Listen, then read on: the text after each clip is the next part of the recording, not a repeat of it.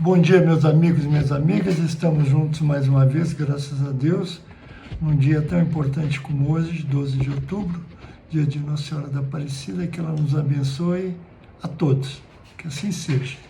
Hoje eu vou lhes falar sobre Aristóteles, um verdadeiro monumento, como eu gosto de falar, um monumento da filosofia. Aristóteles nasceu em Estagira, na Macedônia, viveu 62 anos e escreveu mais de 100 obras, contudo apenas 47 chegaram até nós. Isso porque, graças às más condições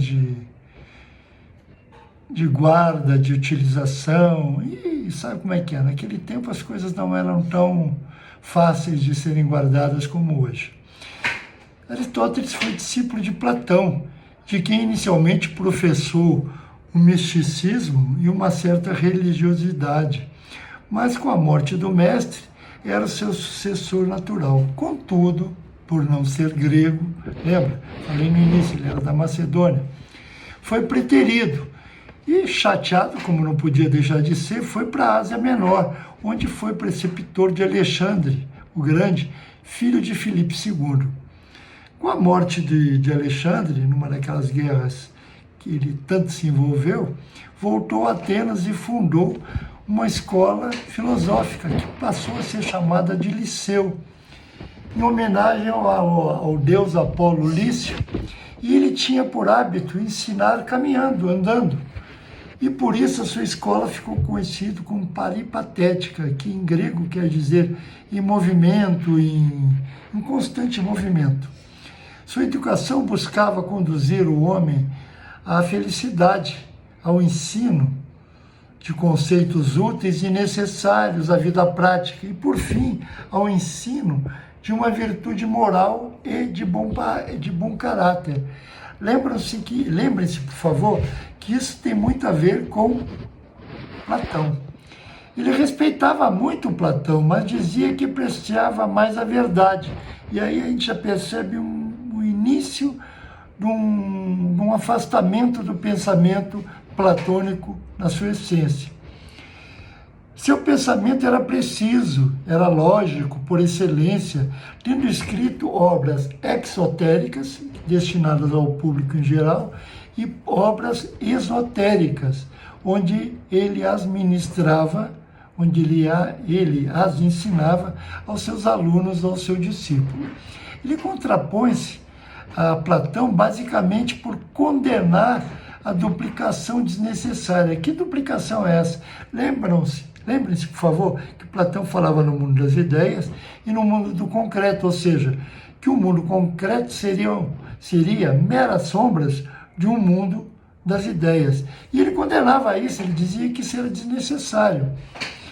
Outra coisa que ele discordava de Platão era a doutrina das ideias não explica a origem das coisas, afirmando que o que importa mesmo é o vir a ser, é o devir de Heráclito. Isso no pensamento de Platão. Outra coisa que ele discordava de Platão é que ele falava que as ideias não são transcendentes, isto é, não há separação entre coisas e ideias, entre coisas e ideias, entre ideias e coisas, isto é, a intranscendentalidade. Apoia Platão em razão em que concorda que o ser é problemático, pois o que existe de heterogêneo não é o verdadeiro ser. Enfim, o pensamento de Aristóteles contém divergências também, atribuídas ao tempo em que o seu pensar não estava plenamente consolidado. Uma das coisas importantes no pensamento aristotélico é a prova da existência de Deus. Ele diz que em qualquer parte onde haja uma hierarquia entre alguma coisa que seja melhor ou pior, isso levará a um cume, a um cimo, a um ser maior. E este ser maior, onde está a perfeição das coisas, é o ótimo, e aí estará Deus. A palavra ser para Aristóteles se resume naquilo que se entende por substância e ela pode ser entendida como uma substância no sentido estrito e uma substância no estrito lato. Substância no sentido estrito, é o abstrato em si, por si mesmo, uma mesa. Veja, uma mesa, uma cadeira onde a gente esteja sentado. E substância em sentido lato é a totalidade da coisa, é o essencial mais o acidental. Em outras palavras, uma cadeira é o sentido estrito. E em sentido lato é a cor da cadeira, o tamanho da cadeira, se ela é grande ou pequena, se tem 3 pernas, se tem 4 pernas, enfim, é o que é. Para Aristóteles, o que importa realmente é quem existe. São as substâncias individuais, as primeiras, pois todas as outras serão secundárias. Uma coisa importante também no pensamento aristotélico é o ser em ato e o ser em potência. O ser em ato é a árvore, o ser em ato é a galinha, pois ser em potência é a semente. Ou seja, o que nasceu primeiro, o ovo ou a galinha? A galinha. O que nasceu primeiro, a semente ou a árvore? A árvore. Ontologicamente, pois, o ato é anterior à potência. A galinha é anterior ao ovo. Tanto o ato quanto a potência têm uma certa atualidade entre si. Isto é, um dinamismo, um movimento.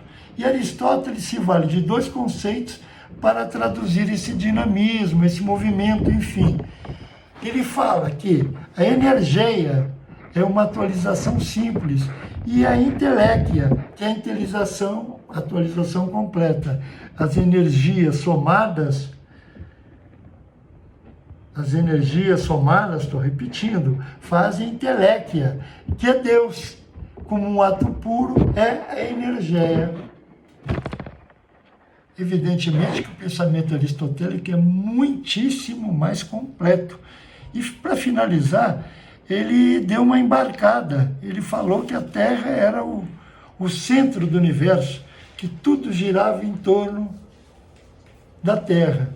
Pensamento este que depois foi meio que copiado ou seguido por Santo Tomás de Aquino na teologia cristã. Como eu disse, o pensamento aristotélico é muito mais extenso e espero que se aprofundem nesse breve papo que nós tivemos para que possamos continuar nos conversando. Até breve, muito obrigado, tenham um bom feriado. Até mais.